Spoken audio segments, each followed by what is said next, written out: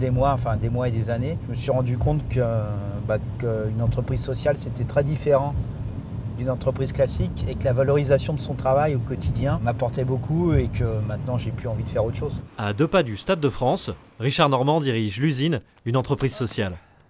On y va. Avec l'organisation d'événements et son activité de traiteur, l'usine emploie 70% de ses salariés en insertion. Les contrats ne pouvant excéder 2 ans. Et il y a combien de personnes pour le service ? Ils sont 2. La finalité, c'est vraiment de trouver dans les 2 ans un emploi, un CDI stable et durable. Depuis 2001, j'ai eu des 500 ou 600 salariés. Si j'avais gardé tout le monde, j'aurais toujours les mêmes et je n'aurais pas à un moment donné de vie de l'entreprise tendu la main à quelqu'un. Insertion, souci du commerce équitable, répartition égale des profits et échelle de 1 pour 10 entre le plus haut et le plus bas salaire, l'usine n'est pas une entreprise comme une autre et avec plus de 30% de croissance en 2011, ça marche.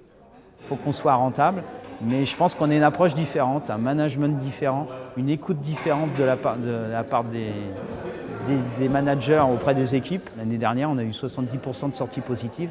Donc ça veut dire que 70% des gens qui sont passés chez nous ont trouvé un CDI ou un emploi ou une formation qualifiante. L'Atelier d'Île-de-France organise depuis 2 ans des journées d'information sur ce qu'est l'emploi dans l'économie sociale et solidaire.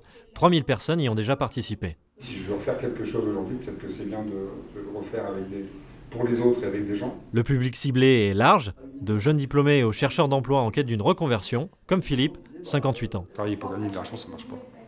Pour moi, ça marche pas.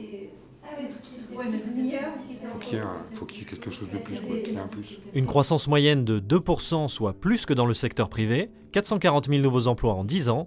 En période de récession, l'économie sociale et solidaire crée des emplois dans de nombreux domaines. Ce qui les intéresse beaucoup, c'est les visites d'entreprise et de se rendre compte qu'ils peuvent exercer leur métier, quel qu'il soit, en portant des valeurs.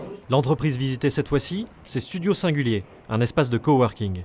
Les travailleurs indépendants mutualisent ici leurs ressources, en couplant économie et opportunité, une démarche solidaire qui est une évidence pour l'initiateur du projet. Le but, c'est pas que cet espace constitue un revenu pour nous trois, on le voit vraiment comme un travail plutôt bénévole, en sachant qu'il nous profite malgré tout au quotidien dans notre activité professionnelle. L'économie sociale et solidaire ne représente pourtant que 10% des emplois en France, mais selon Florence Janicatrice du CNRS, plus qu'une alternative, celle-ci est une des réponses aux problèmes de l'économie traditionnelle. Il y a toute une activité de réparation des dégâts causés par les crises du capitalisme qui rendent nécessaires ces nouveaux acteurs. Par ailleurs, comme on est aussi dans des périodes où on considère, à mon avis à tort, mais c'est comme ça, que l'État est trop pesant, eh bien le retrait de l'État souvent se fait en lui substituant de l'économie sociale et solidaire. En nommant un ministre chargé de ce secteur en la personne de Benoît Hamon, le gouvernement a reconnu l'importance de l'économie sociale et solidaire. Je ne répondrai pas à la question que tout le monde se pose, qui est le patron de Bercy aujourd'hui.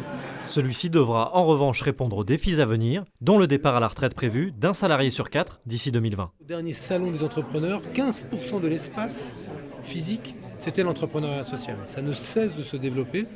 Donc moi, je crois qu'il y aura des salariés pour occuper ces postes.